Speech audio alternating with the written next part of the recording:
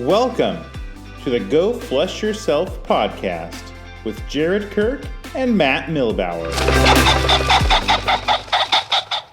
Welcome to episode 2 of Go Flush Yourself podcast. Today we want to talk about, eventually we want to talk about a lot of or all of the flushing dog breeds. But today we're going to talk about the one we're familiar with, and that's the flushing breed that we both currently have, English Springer Spaniels. I have 2 Springer Spaniels, had them for a couple years. Jared has a pup right now. So Jared, why did you end up going with the Springer of all the flushing breeds out there? I know we're talking about this really for a puppy. You wanted a flushing dog. Why did you end up with the Springer? So initially when I moved back from Arizona, and one of the conditions of me coming back up here was I get a hunting dog. So I hunt a lot of things, ducks, geese, all the birds. So I needed something that's kind of versatile.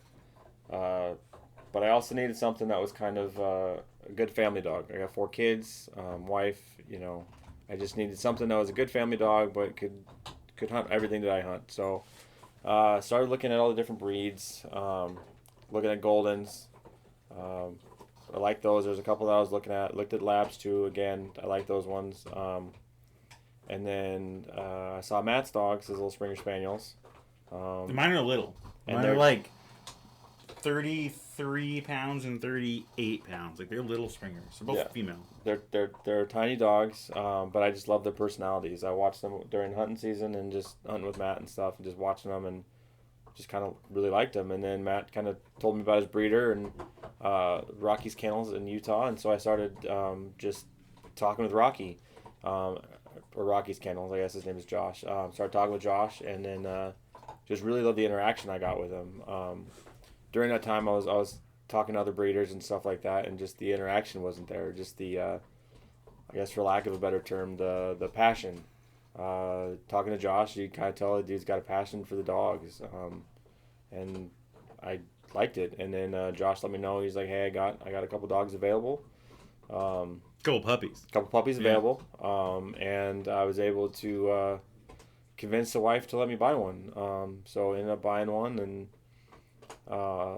got him, and love the little dog to death right now. And just starting the process. But yeah, initially it was just because it's the personality level. Honestly, the personality of the dogs, and just the fact that they're pretty versatile little dogs. That's why I went with the Springers. Yeah, versatile is an interesting word. Like, officially, it's a GSP is a versatile dog. It can point, it can retrieve, it can do all those things that like you'd see in a NAVHDA test. But when it comes to versatile, maybe lowercase for versatile dogs, Springers really can do it all. And I'm with you. And so can Labs, and like maybe Labs are a little stronger on the waterfowl side, on the retrieving side. I don't know about retrieving. My dogs are retrieving maniacs. Maybe Labs have a small leg up there, but maybe traditional. Swimming, traditional might be the better maybe like marking and retrieving, Labs are really the way to go. Or Fieldbred Golden or a Chessie or something, but Labs are probably the most popular in that realm.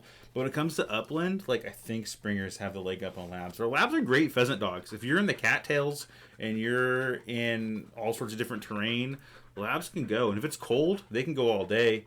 But when it's warmer, though, the Springers and maybe the Cockers have a leg up, because they can go a little longer. I think a little more stamina. And you watch them; they work a little hard. I have a funny story when I think my brother and I were in Montana, and I had my Springer down, and he has 2 yellow Labs, great bird dogs, and they're both older than my dog, a little more experienced. But he's older. He had his older one with him. She was 10 or 11 years old. So she has all the experience, but starting to slow down. And he and I are both pretty used to hunting behind Labs. And when they get birdie, when they get birdie, because they're just trotting along, sniffing. And all of a sudden, that tail goes up, their head's in the ground. You can tell they're on a bird, like in this case, a rooster. We were looking at my Springer, Bridget. We call her Bridge. And he said, your dog looks like she's always birdie. And I said, he's like, how do you know she's actually birdie? And I just said, I guess we'll find out. Because they're constantly, their nose is on the ground. They don't stop. Their tail's wagging. It looks like they're having the time of their life. It's just fun to watch. I think we can get into this in a little bit, but I had a cocker for a little bit also, and I think they're almost like springers, but pushed a little further. Like they almost look like they're having too much fun. That's a different story. Okay, so we learned why Jared chose a Springer. My story's probably not too dissimilar. I wanted a hunting dog. I was ready to get a new hunting dog. My kids are getting older, both teenagers now, and I thought, now's the time to go out and get a dog and hunt even more than I do. I initially thought I'm going to go get a lab. I've had labs, been around my whole life, had labs my whole life, or most of my life. It made 100% sense. And I started trying to do a lot of research and figuring out, well, I'm going to go get the best that I can around me. I can, in my 3-state radius, where's the best upland lab breeder? And it was difficult to find. There's some labs out there that were very good, and you could tell they were great waterfowl dogs. Other labs are advertised as good pheasant dogs or upland dogs, and I had no way really of knowing, outside of some pictures maybe the breeder had posted, of knowing, because looking at their pedigrees, you couldn't really tell if they were a champion. I have a theory around labs and other retrievers that if their pedigrees are full of championships, you have to think about what the hunt test is for labs. The hunt test for labs, at least the AKC hunt test, is that they are marking and retrieving. That's not an upland hunt. That's like the end of the upland hunt, or that's the end of the finding a bird. But there's not a part of that test really that's looking at finding the bird like the spaniels have. And actually, then I've always admired springers. I think they're very handsome dogs. I had a neighbor, my first house that lived around the block from me that he was a friend of my dad, and I happened to move on the other side of the block with him, and we'd go on walks, and he'd have his Springer out, and I just always thought, what a handsome looking dog, and always had that in the back of my head, but never really thought about getting one. Always assumed I would be getting labs, and I probably will have more labs in the future. But I was looking at labs, and my wife was just like, they're so big, and their tails are so long, and they knock everything off a table, and they're just these big dogs. And I don't know if I want a giant dog walking around the house, a big, 60, 70 pound lab in the house. I'm like, okay. And so she starts on her own research. She's not a hunter, but she's on her own research looking at upland dogs, and goes, hey, the smallest upland hunting dog you can get is a Cocker Spaniel. And I'm like, I'd get a Cocker Spaniel. I have nothing against that. So I started doing research there. Found some breeders. Actually, a lot of good breeders around me in Washington State, Oregon, Idaho. There was one in Colorado, or not Colorado, in California, Utah. There was a bunch of good ones. It was almost like these all look solid. Like I couldn't go wrong with any of them. Called a bunch, and this goes into my second theory I want to talk about. You start Googling breeders. If you've done this before, you've had lots of bird dogs, you're probably familiar with this. I'm not sure if you've made this connection before, but breeders, if you start Googling a breed and breeders near me and that kind of thing, you start seeing some really pretty websites out there. And then you also see some websites where it's like it hasn't been maintained in years. And then some of them are just Facebook pages. Some of them are just like dog search type pages that aren't really for the breeder, but they have a page up on like a dog searching website, breeder searching website. They're basic websites. Basic. Very basic. Very basic. Bone. There's a couple always that are like super freaking nice. Yeah. And they're gorgeous websites. Yeah. And you have all the information in the world on there. Yeah. And so your gut tells you to check out those really nice ones. Yeah. Right? And maybe you won't go wrong with them. Maybe they're great. Yeah. But I kind of developed a theory over researching at the time cockers and before that labs, that the best breeder, if you're looking at website or internet presence alone, the best breeders either don't have a website or have a really outdated basic one. Yeah, it's just basic. Just say, hey, we have puppies. Because they're known. Like, they don't need the website. Yeah. Like, everyone knows them. Word of mouth. Word of mouth. Everyone just knows. Or it's like, they win so many championships. Yeah. They have so many, like, FCs on their pedigrees. Yeah. Or master hunters or whatever. Yeah.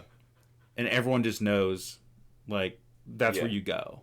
Yeah. And they have no problem selling their Right. litters every year. Yeah. They have X amount of litters. Yes. They're not puppy mills. No. They have X amount of litters from like really good dogs. Yeah. And they don't need to waste time on a fancy website. Right. When you talk to them, they probably say, I eventually need to get a website going, but I just haven't done it. Yeah. And I've heard that from a couple of different places. And Yeah. I came to realize nothing against the breeders with the fancy website. Yeah. I think if I was a breeder, I'd probably build a fancy website because that's 100%. that's who I am. Like I'm Exactly. just that would be fun. Yeah.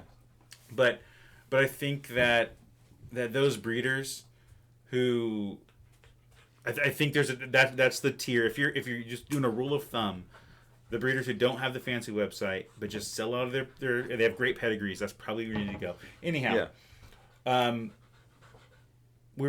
my wife was searching for cockers and we found a couple that looked good and we're thinking we'll go check them out. And we talked to them and they seem solid. Probably are solid. And then she's like, "Oh, I searched on Facebook." And I found this place called Rocky's Kennels down in Utah, like northern Utah, which is about 8 or 9 hour drive from my house. Yeah. And she said, I'm going to give them a call. Or I saw a message on Facebook. They reached back out, gave them a call, told us all about cockers. Before we knew it, we were on the list for a litter that was coming up soon. Ended up getting a cocker. Going from labs to cockers is a jump if no one's done it. Like, labs are a little crazy, especially if you get like a field bred lab. Mm-hmm. Labs are pretty crazy early on when they're puppies, and then they calm down and they're chill and they just want to lay with you on the couch and watch TV and eat popcorn, which is like my speed. But like, cockers are like, if you get a good cocker, which I did, I feel like she's a good cocker. She was all go, and it was awesome. Like, I could work with her all day. Like, I did the thing where it's like a little bit of working on the place board. She's a puppy, take it away, and then I quickly realized she would work all day, and she was happy the whole time to do it. And she became very good at the place board, at retrieving, at finding pheasant wings I hid from her just when she was a puppy. But when she came in the house, I'm sure she would have developed an off switch, but there was no off switch. It was like I had to put her in her crate just to like power her down for a little bit, because that's when she would finally power down, because I tried to crate train her early, which she took to also. So not saying anything bad about cockers, or at least the one that I had and the sample size that I had, but ended up going back to the breeder and he found a new home for her. That's the beauty of having a good breeder too, is they have lots of contacts and they always want to make sure they have a good fit. Mm-hmm. And I know Josh at Rockies, and we talk about him because both of us got dogs from him, but there's lots of breeders out there like that. We're not just trying to target one and say this is the one, but I know from experience that he wants to find the right fit for his dogs, and will do so. And he took her back, found a new place for her, and she's a great fit, having a great time, and said, I think Mr. Matt, I think you should look at Springers. And I'm like, well, I really wanted the smaller dog. He's like, well, Springers aren't that big. Like, you're used to labs, Springers aren't that big. And so had one lined up with another guy up in Twin Falls, Idaho, Bill, who actually delivered my cocker to me originally. He was coming up this way and brought her up. Great guy, and he was breeding his female, which I think, Bill, if you're listening, you have to correct me, but I think she was out of Rockies. And then the sire, he used one of Rocky's sires to breed my Springer. I've been so happy with my Springer. It's just it's almost like that middle ground between cocker and lab, where right now she's laying down. She wasn't laying down a second ago, but they'll lay down and chill out. Their off switches, I think, is a little quicker, maybe a little better. And like I said, my sample size is small, but in talking to different people, it sounds like that's the case. But still have that energy in the field and desire to learn and work all day. That maybe labs lose because they get tired. But that's why I'm in a Springer. So Jared, so far you've been just a few weeks in with yours. Yeah. Like, are you regretting your decision? Oh, no. Has it been like, oh my god, is it just puppy issues, or has he been a pretty good puppy? He's been a good puppy. He's just standard the standard puppy stuff. I mean, he's a male puppy, and like I said, I have another dog. I have a 3-year-old Basset Hound. And so they're playing and jumping around and getting the zoomies and running around, and it's standard puppy stuff. Like you chewing on stuff he's not supposed to. But like when it's time to do the little training sessions that we've been doing, he's ready to go. He's excited. I can see it in his eyes. He's wagging his tail. He's super excited about be doing this. and loving it. And then I think going back to the breeder is and it's almost I think a relationship you need to have with your breeder, because like Matt said, that they're in it with you as well. I know it's like you pay your money, get your dog, and you're done. But it's nice to be able to be like just chat with a guy, be like, hey man, I'm dealing with this right now, and he gives you an answer and stuff like that. I think that's something you got to look into is when the communication that the breeder is having with you when you're looking for a dog. If it's a good communication and the guy's willing to help and stuff like that. Like Josh texts me, like I'll text him and then I'll get a text back, and it's like 9:30 at night or something like that. And he'll text me back. Same. And it's nice to have that feeling. It's nice to have that. But yeah, so far loving the dog. He's been awesome. Super excited to get this season started, which I think that might be a good segue to go talk about what our season is this year, or what our plans are this year. Yeah. Yeah, so like I said, if you listen to the first episode, we're both in Southeast Washington State. If you're not familiar, if you think of Washington State, you're not super familiar, haven't been in the eastern part of the state, you might think it's green and wet and Seattle and rainy and mountains and pine trees or fir trees or cedar trees, but it's on that's only in the western side of the state. So the eastern part of the state, think more high desert. High desert, yeah. Think of whatever comes to your mind when you think of like Nevada or Utah. That's more like eastern Washington State. So that's what we're in. Big rivers, Snake River, Columbia River. So waterfowl's good, but also means water resources for upland birds as well. So we actually have some upland opportunities locally that we hit up every year, and we'll be doing again. I'm sure all season long. We have a pretty generous pheasant season. There are some planted birds that you can chase too, which is nice for the dogs to get out and really get on a lot of birds real quick. The state will actually plant some birds in some public lands. So we can get on those, get on some wild birds, get on some quail, maybe some chukar. Yeah. Maybe some huns. We'll see. But then we also have a trip planned out to Montana this year. I went last year. My brother and I took my dad on like a happy retirement trip to Montana last year. Had a great time chasing pheasants and even some huns. I think we flushed one set of Sharpies, but I had my one Springer. My brother brought his older lab. My dad brought his new lab puppy. And so a bunch of flushers. It's a little tougher with the Sharpies. I don't think it's impossible, but it's a little tougher. So we definitely focused on the pheasants out in eastern Montana and had a great time. So Jared and I are going again this year. I think my family might be out there at some point as well. Yeah, so Jared, you haven't been out there yet. You used to hunt in Arizona, where you used to live. But what do you think about going to Montana this year? I'm pretty excited. Bones should be right about just a little older than 6 months when we get there. Might be a little on the young side for him going, but I've talked to Josh, talked to other people, and it sounds like if I can get him, there's not a lot of expectations this year with Bones. This is his first year. My main thing is, I guess the old saying or the common saying is birds make bird dogs.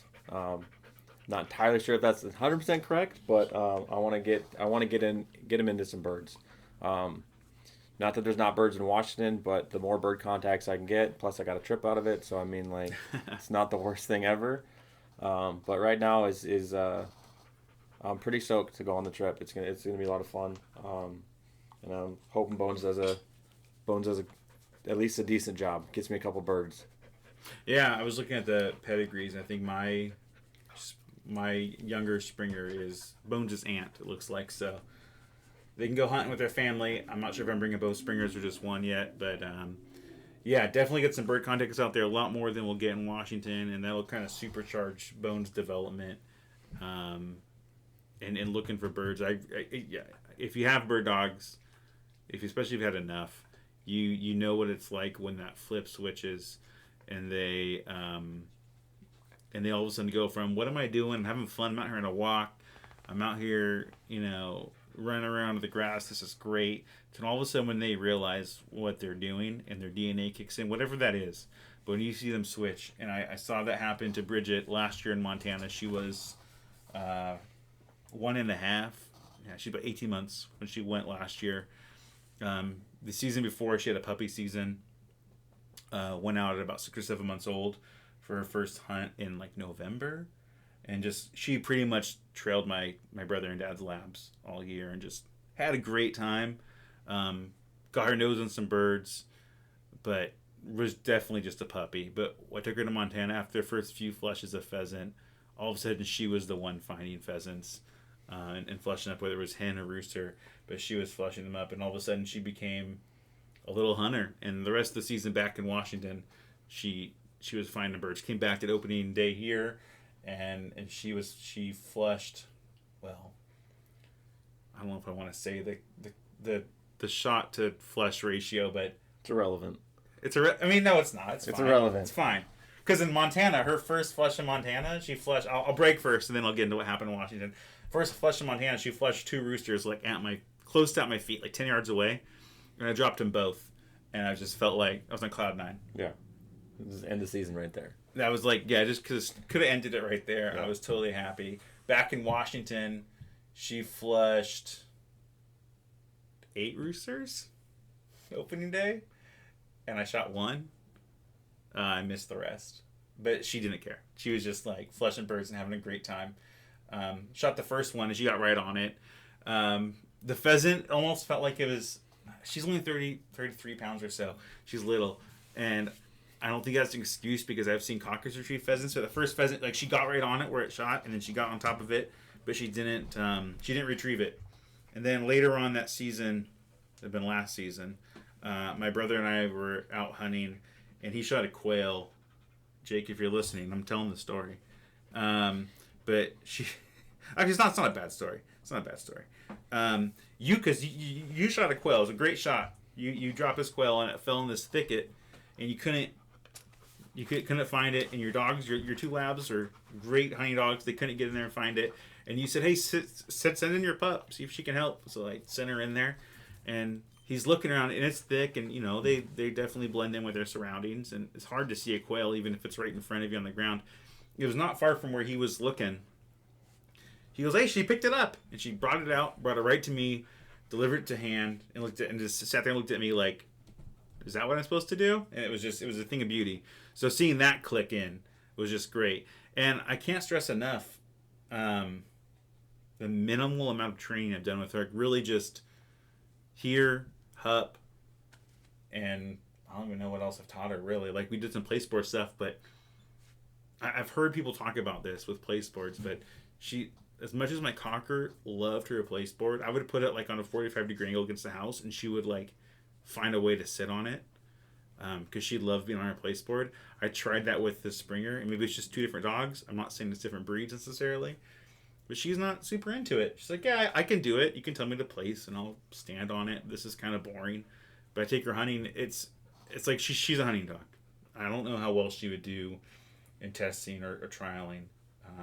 Maybe with enough work she would, but she just wants to go hunt, and once we're out there, she does great. But back at home, like training wise, she's like, let's just play tennis ball. So I'm not sure what to do with that, but I'm not complaining either. So my other Springer, I got her as an adult. She was 2 when I got her. She's a little over 3.5, almost 4 now. 3.5 now, and she has a great nose. Her pedigree, if you look just on paper, her pedigree is not as strong as my other ones, but still good. Nothing to complain about. She definitely hunts for herself though, so that's another thing I got to work on with her. It's maybe you can relate if you've had this issue, but usually it's the reverse. It's your puppy that you don't want to take out because you have your other dog that's you want to go hunting with, and you're like, I need to work with the puppy, but I don't want to. It's like I need to work with the older dog I got as an adult. But I'd rather take out my younger dog because she hunts better for me. Nothing wrong with my older dog, but she needs some more work. Different hunting style. She likes to hunt for herself. She likes to go out. She gets on a scent. She goes, and it's like I got to keep up with her, which I know is kind of the flushing dog mantra. But my other Springer, she's so attached to me. Maybe it's because I got her during COVID. I don't know, but she's so attached to me that she never gets far from me. She's hunting for me, not for herself. You can tell that when she's out there. So I don't know. We'll see how the season goes. We'll see which dogs we take out more often, or both of them. and go from there. But excited to get out with these two springers, and then Jared's new one in his first puppy season, especially out in Montana, where he'll get some good views or some good bird contacts. Yeah, the nice thing is the weather seems to be cooperating, at least in Washington State, where the quail population, which is last year was a great quail year. In that, I know you've been in Arizona before Yeah. that. The seasons before that, it's been an awful. Yeah. The quail I saw last year, the first quail I've seen in like 5 years. Yeah. Not just out there, but in town. Yeah, it's the last year was a great. I ended up getting, with dogless as I was, I ended up getting into some quail and There's did a lot pretty of quail. decently. Like I said, every time I've been out during the spring, early summer kind of stuff, I've seen quail, the little baby quail running around. We haven't really had that much rain during the breeding season and stuff like True. that, and while the chicks have dropped. So hopefully it sticks out, and we have a good quail year. I'm hoping. My plan this year is a lot of quail. Our dove opener is the 1st of September. I'm unsure right now if Bones is going to come with me or not, just because it's Eastern Washington State is hot. We're in a rain shadow. Yeah, it's 100. hot. It's usually Last dove opener was 100. yeah, It's hot. usually about 100 degrees. That's a little much for a dog. So we'll see on that. Grouse opener is the 15th of September. I might go up north, get in the woods, a little cooler, see if we can run into some grouse. And then from there it goes into quail and chucker and huns. I got a couple quail spots from last year. Got some new spots I've been looking at on OnX and stuff that look pretty decent. I'll try to get into some quail, and we'll try chucker. I think it's worth a try. See how it works. See, with me, chucker stays open a week longer than pheasant and quail usually in Washington. He's 1 or 2 weeks longer, I can't remember. But like that's when I'll go out because I'm like, oh crap, everything's closed. I want to go back out. Right. I don't want to admit that hunting season's over. Yeah. And I'll take the springers up looking for chucker. No luck yet. Yeah. It's really a point man's game, point dog's game, but Yeah. I don't think it entirely has to be. No. I'd love to be able to do it. Yeah.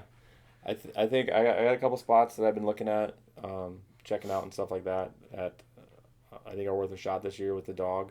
I think this year for me, my main goal is just bird contacts. Just try to get Bones in as much stuff as I can. Yeah.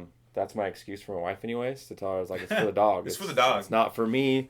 It's for this dog. I have to do it. It's it's a burden on me, but it's a burden I'm going to take. And it's not only bird contacts, it's types of cover. Exactly. Types of land, the geography your dog can interact with. Like, you can be running on, out here on basalt rock. Yep. That's, for a puppy, that's different. Exactly. Soft pads. Right. I mean, the pads we built up over time on the way out as you go on walks and stuff. But like that's a big thing. From that to cattails, to being in the river, to being in wetlands, to being running through sagebrush, running through grass. Like a natural grass cover here, like you got to think of kind of like the Midwest or the Great Plains, like 3, 4, 5 foot tall grass cover, maybe 6 foot tall grass cover. Sagebrush. If you're a little puppy, that's a hurdle at first to jump in. So you got to get through that. You have to. It's just it's good for the dog. So it's good. You need to be out every weekend minimum. Yeah. To get out there and and make sure you get those contacts for the dog. Exactly. Right. That's it's all about the dog. I'm gonna try to get some ducks. We're gonna try to see if we can get them into some ducks this year. Yeah. Do a lot of jump shooting. Get them a water retrieve. Get them into that, and then I think that's kind of my plan for this year. Go to Montana, have a great time in Montana, come back and hit it in Washington, and we got some new spots to try out, to check out, and we'll go from there. But curious what everyone else's plans are for their Flushing Dogs this year. You can hit us up on social media. You can send us an email. Even if you have some experience with Flushing Dogs and like to come on the podcast and talk, reach out and let us know. We'd love to hear from you, at least what your plans are for the year and what you're looking at with your dogs. What kind of birds you're chasing and where you're at. Because like I said, we're up in Northwest. Jared spent some time in Arizona. Spent some time out in Montana. But we'd love to hear what happens east of the Mississippi. Up in Vermont, New Hampshire, Maine. What are we all chasing up there? What are you chasing in, I know Minnesota and Michigan and Wisconsin is huge for grouse amongst other birds. We'd love to hear what you all do out there as well. And maybe get you on the show to share your your thoughts. Anyhow, anything else for you, Jared? I do actually. Okay. I think I have a question for some of these other Flushing guys. Okay. That have Guys and Flushing gals. guys and gals, Right. Flushing people. What's your gun setup? Oh yeah. You know, what's your gun setup? Are you running a side by side, an over under, some auto pump, I think that's. choke setup? I'm What's your- curious too. Like that's choke setup's interesting. Yeah, for Flushing dogs, you So- think there's a difference with a Flushing dog with a Has to. choke setup than a Has pointing to. dog? It depends on your Flushing dog as well. That's true. Not only breed, but individual dog. Exactly. I know with Bridget, I will bank on the close shot, Yeah. and my chokes are set up accordingly. Right. Other dogs I've hunted over in the past, Yeah. different situation. Yeah, and so that's I'm kind of curious about because right now, being a new dog hunter, Yeah. I shoot I'm a heathen, I guess, and I shoot a synthetic stocked Remington 870. That's it. No, there's nothing. And wrong then with that. I sell a single barrel gun. Then I got this year I have a new gun I'm trying out. I rebuilt a Remington 48 in 12 gauge with a improved cylinder choke. I'm gonna try that guy out, but See, the problem though is only one choke. exactly. You got a lot more. Like me, 2 chokes and Exactly. because I'm shooting over under, so my barrel selector. Yeah. Like I will. I'm curious if anyone else does. I'm sure people do it. I'm sure there's strong opinions on doing this or not. In the field, based on cover and how my dog's acting, I will change barrel selector based on if I think it's gonna be a first shot will be long or short. When I'm dove hunting, I do that. Yeah. Based on how birds are flying, am I getting closer Sure. to long shots? I'll change that up. Okay. It doesn't really matter. Yeah. I don't know.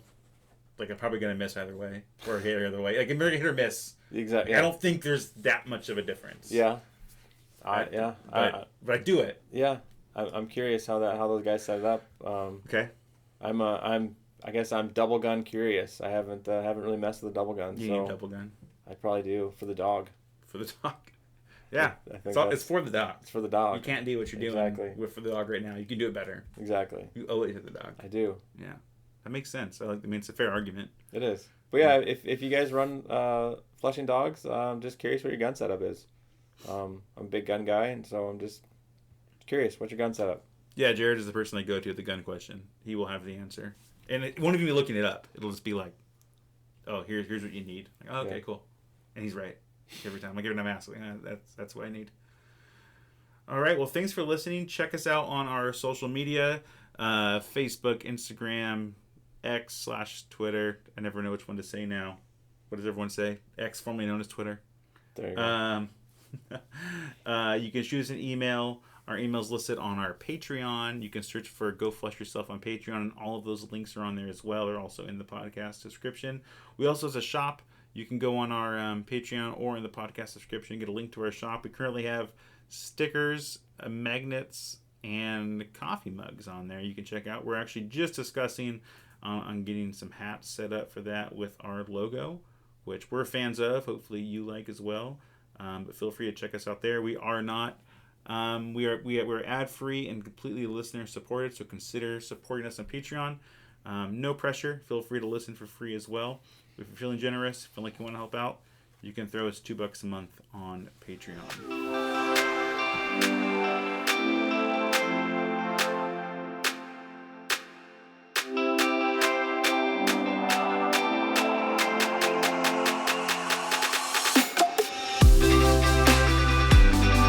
Thank you for listening to Go Flush Yourself podcast.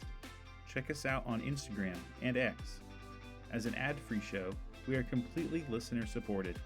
If you would like to help us, please find us on Patreon for an easy $2 per month donation. We also have Go Flush Yourself merchandise available, including stickers. Check out the podcast description or the Patreon page for more information.